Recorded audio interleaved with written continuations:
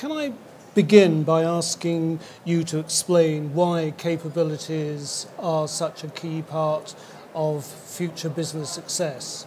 Absolutely. One of the things that I've been thinking about and that we've been thinking about at Booz is the role of capabilities in actually driving strategy.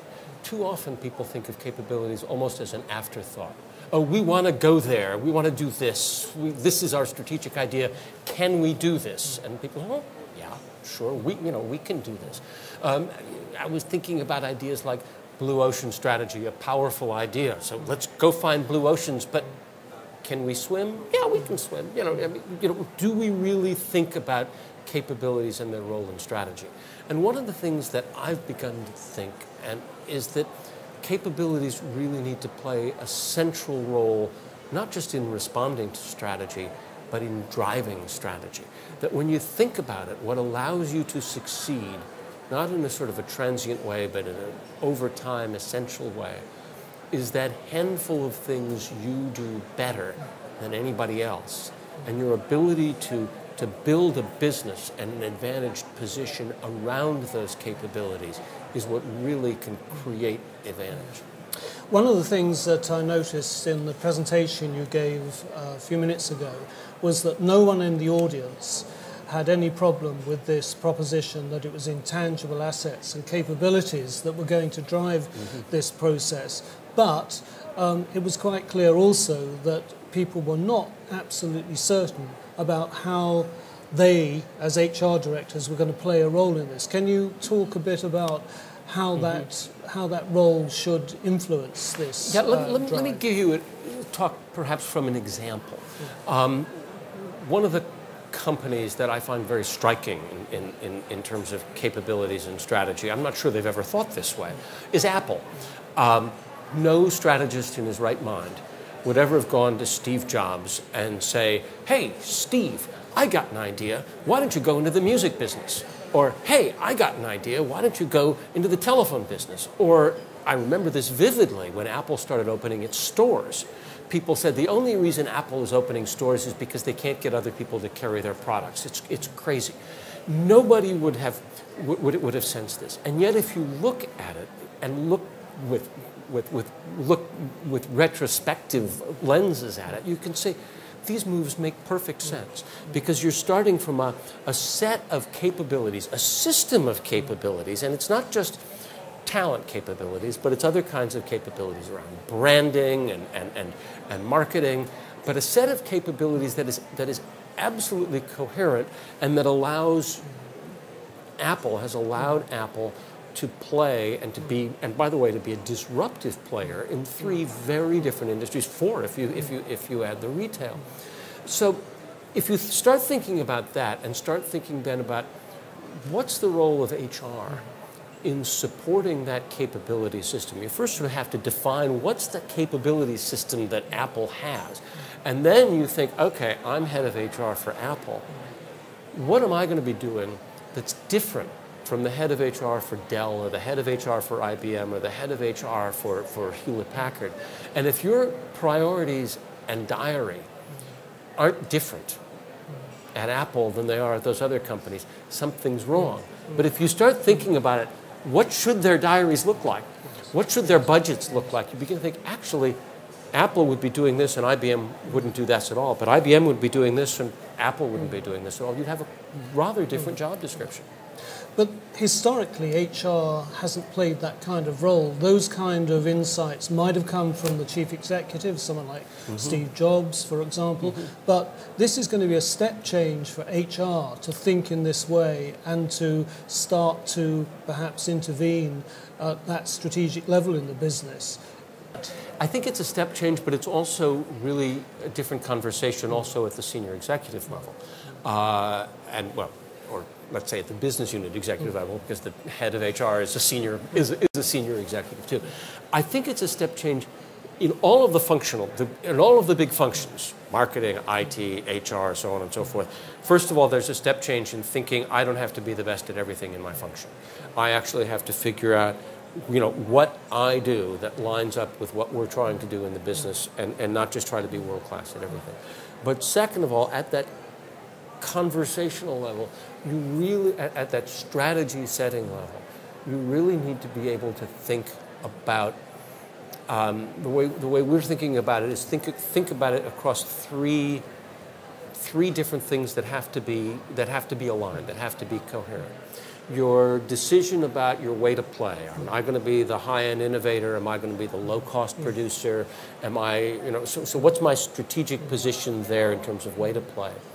What are the products and services I'm trying to sell? And what is the capability system that I need to bridge between the two?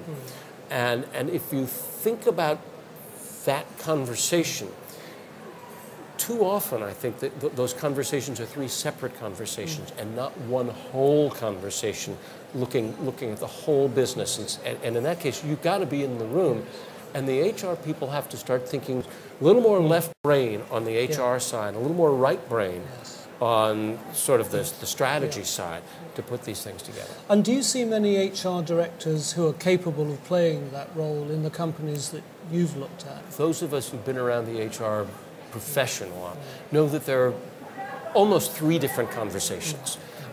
There is the conversation that is very much an HR functional, specialist knowledge kind of conversation.